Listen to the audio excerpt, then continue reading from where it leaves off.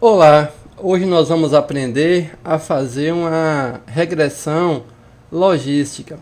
Nós vamos estar utilizando estes dados de gênero, idade, salário para prever se a pessoa comprará um certo produto ou não. Um produto esse é um SUV, um carro, né? Então, o problema é esse. Se quiser conhecer um pouco mais sobre regressão logística, aqui tem um material muito bom, realmente bem explicativo sobre o que é o assunto.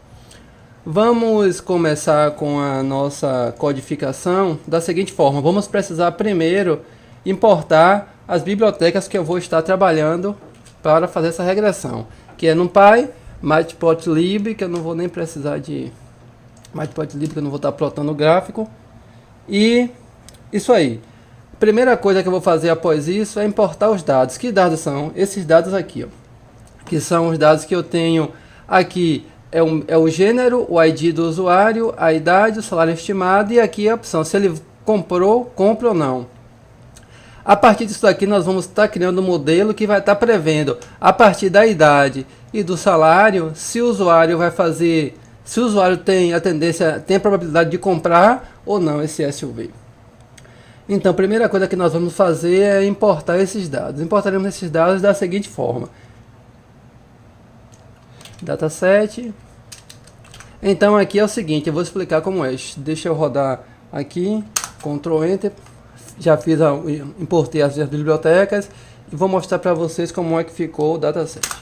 Ctrl Enter. Aí aqui você vê que ele já tem aqui na meu explorador de variáveis, meu dataset, que ele ficou o seguinte. Aqui eu tenho o ID do usuário, o gênero, a idade, o salário estimado e se comprou ou não. Bem, quem vai ser minha variável x? Minhas variáveis x serão idade e salário estimado, ou seja, eu vou estar utilizando idades e salário estimado para estar fazendo minhas previsões. Então, eu vou fazer o seguinte, eu vou pegar esse dataset e vou pegar apenas a coluna de índice 2, 0, 1, 2 e 3 aqui, ó. A coluna de índice 2 e de índice 3. Esse aqui serão meus valores de entradas, ou seja, minha variável independente. E quem vai ser minha variável dependente? É quem eu estou tentando prever, que será o que? Se vai comprar, se vai ser feita a compra ou não. Então aqui é a minha variável dependente. Como é que eu vou chamar isso aqui? Ela está no índice 0, 1, 2, 3, 4. Se eu rodar só isso aqui, no Spider para rodar, você dá Ctrl Enter até o ponto que você quer. Nós vemos que ele já pegou o X, ou seja, o X corresponde aqui no dataset essas duas colunas.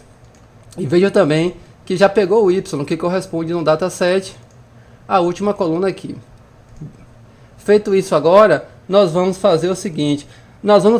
Vamos dividir agora o nosso dado em dados de treino e dados de teste. Por que precisamos fazer isso? Porque nós precisamos validar o nosso modelo, porque lá no final eu vou estar definindo a acurácia do modelo. E para isso eu preciso testar esse modelo. Como é que eu faço? Dentro desses dados aqui, eu vou separar, vamos supor, 25% dos dados para ser as minhas variáveis, os meus dados de teste, e vou separar 75% que é para treinar o modelo, ou seja, nisso aí eu vou estar no final verificando se o modelo realmente se presta ou não para o que eu estou, se propõe ou não para o que eu estou tentando fazer. Então a primeira coisa que eu vou fazer, eu vou dividir o dado em dados de treino e dados de teste. Como é que eu faço isso? Eu faço isso somente com isso aqui, ó. Então eu vou precisar importar essa função train test split das bibliotecas scalene cross validation, e aí aqui eu vou utilizar aqui essa função train test split. Se eu der Ctrl e aqui, ele vai me dar as informações sobre essa função. O que é que eu vou estar passando aqui?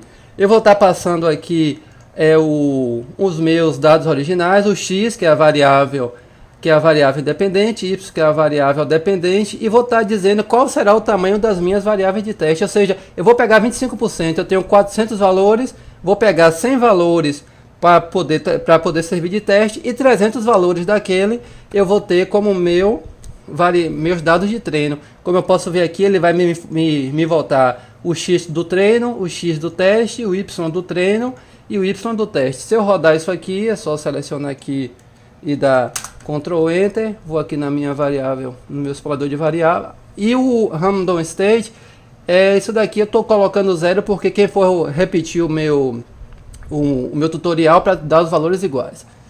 Então aqui eu vou ter o X do teste. Você vê que ele já pegou apenas 100 valores. O X para o teste.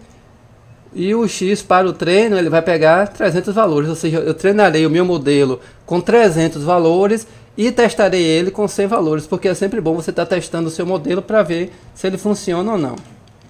Vou precisar também escalar os dados. Ou seja, o que é escalar os dados? É colocar na mesma escala.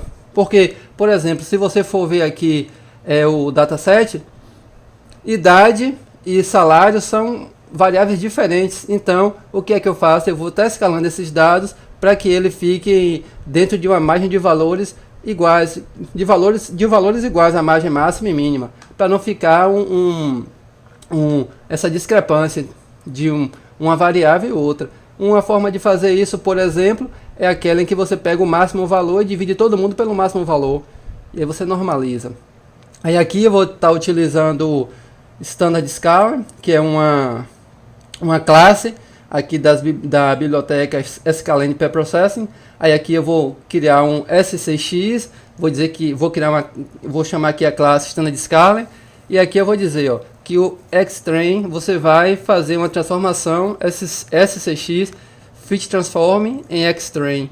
E a mesma coisa eu faço para Xtest, que é o Xtrain e Xtest.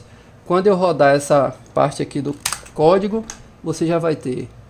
Aqui ele já vai estar na mesma escala. Tá vendo? Estou na mesma escala. Então agora nós vamos fazer o que? Nós vamos aplicar a regressão logística propriamente dita nos dados de treino. O que é que eu vou fazer? Eu vou importar aqui dessa biblioteca, importar a classe Logistic Regression, e aí eu vou criar logo uma coisa que chama de uma variável que eu chamei de classifier, que vai ser uma regressão logística. Esse random state eu coloco para poder quem for replicar ficar com os mesmos resultados e agora chamo classify fit no Xtrain, no Xtrain e no Ytrain, porque aqui agora eu já estou treinando meu modelo com minhas variáveis de treino. Ele vai fazer com o X do treino e o Y do treino. Feito isso, eu já posso prever os dados agora das variáveis de teste, para estar testando e ver e validar o meu sistema. Então eu faço aqui, ó. Deixa eu rodar isso aqui, rodando ponto a ponto. Agora aqui eu vou dizer o que? Classify Predict, ou seja, a minha previsão eu vou tirar a partir do X-teste e eu vou utilizar o meu Y-teste só para fazer a comparação. Feito isso, eu vou rodar isso aqui. Quando eu rodo isso aqui, apareceu mais uma variável aqui o Y previsto e aqui o Y teste. Eu tenho o Y previsto e tenho o Y teste. Aí aqui, como eu posso ver, aqui no índice 7 ele fez uma previsão correta, no 9 já não fez. Aí aqui nós vamos ver aqui o 18 ele fez a previsão corretamente, no 21 fez corretamente, no 23 fez corretamente. Nós sabemos que nenhuma previsão dessa é 100% perfeita, mas quanto maior a nossa acurácia, que a gente vai ver daqui a pouco, melhor. Então, já fez aqui as previsões. Vamos agora criar aqui a matriz de confusão. O que é a matriz de confusão? O que é a Confusion Matrix? Se nós viemos aqui, ela vai apresentar para a gente os verdadeiros positivos, os verdadeiros negativos, os falsos negativos e os falsos positivos. Ou seja, isso daqui é tudo que o sistema acertou, o modelo acertou, e aqui é o que o modelo errou, que é o que a gente vai utilizar para definir a nossa acurácia, como aqui mostra, que na verdade tudo que você acertou, verdadeiro positivo, verdadeiro negativo, sobre o seu total de pontos, você vai ter a acurácia do seu sistema. Então, eu vou voltar aqui no meu código, voltar no meu código, e aqui eu já vou rodar isso aqui também. Rodar esses dois aqui para não. E aqui eu já tenho a minha matriz de confusão, ou seja, ele acertou, esse aqui ele acertou de verdadeiro positivo 65 e verdadeiro negativo 64. Se nós voltarmos aqui, verdadeiro positivo e verdadeiro negativo. Falso negativo, ele foi 8 e falso positivo foi 3, ou seja, ele acertou isso, errou isso. Então a partir daqui nós vemos que ele errou 11 de 100 dá mais ou menos, dá 11%. Mas aí nós vamos fazer o seguinte, nós vamos calcular agora a acurácia, para nós sabermos como é que isso é feito mesmo. Para fazer, só para explicando, aqui eu criei a variável CM, e para fazer minha matriz de confusão, eu coloco o índice, o Y de teste, como eu mostrei, e o Y de previsto. É dali que ele vai fazer as comparações do que foi verdadeiro e o que não foi. E aqui agora eu posso calcular a acurácia. O que é a acurácia? A acurácia eu vou saber de tudo que ele acertou, o total de acertos sobre o total de elementos que ele tem, qual será esse valor. Se eu rodar isso aqui agora, ele vai me dar aqui uma acurácia de 89%, ou seja, em 89% dos casos, para esse teste e esse treino, o modelo está acertando. Então, esse foi um vídeo mostrando como você utilizar a regressão logística. Obrigado.